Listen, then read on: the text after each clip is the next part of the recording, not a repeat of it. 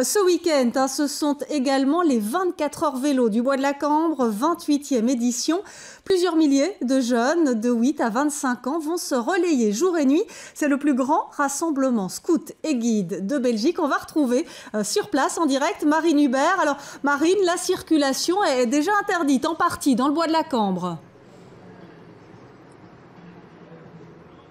Oui Valérie, une circulation plus ou moins interdite. Mais c'est vraiment dès ce soir 20h que plus aucune voiture ne pourra circuler dans le bois. Alors vous l'avez dit, c'est le plus grand rassemblement scout et guide de Belgique. Le principe c'est toujours le même. Pendant 24 heures, les scouts, les guides d'une même patrouille se relayent sur leur vélo. Donc c'est une course relais, des vélos qui sont parfois customisés. Et tout cela, cette course devant évidemment les parents, les familles, les amis. Donc ça va faire énormément de monde ce week-end dans le Bois de la Cambre. Maximilien Rallet, vous êtes l'un des organisateurs de cette course. Est-ce que tout est prêt? Alors, tout n'est pas encore tout à fait prêt, mais il faut quand même avouer qu'on est très fort dans les temps. On est largement satisfait de l'avancement du montage. Vous voyez encore quelques passerelles qui passent par-ci par-là. On a le son qui commence à être utilisé. Donc effectivement, pour le moment, tout se passe très bien et on s'en réjouit. Voilà.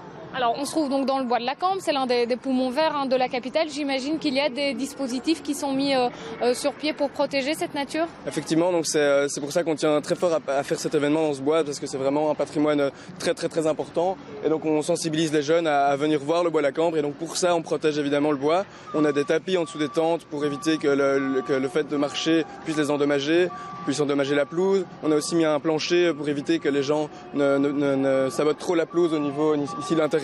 Donc on fait vraiment un maximum pour faire en sorte que le bois soit indemne et qu'il soit exactement le même avant l'édition et après l'événement.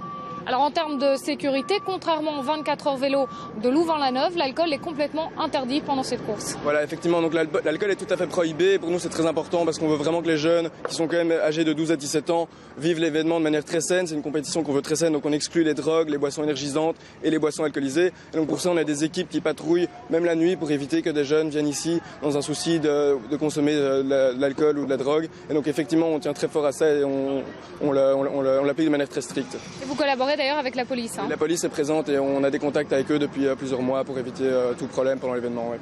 Alors Maximilien, rappelez-nous à partir de quand il ne faudra plus venir ici pour circuler en voiture. Voilà, alors le bois est partiellement fermé depuis ce matin 10h, mais ça ne concerne que la boucle ici autour du lac. Mais il faut savoir que dès ce soir vers 20h, le bois sera tout à fait fermé et donc on rentrera dans le schéma classique du week-end.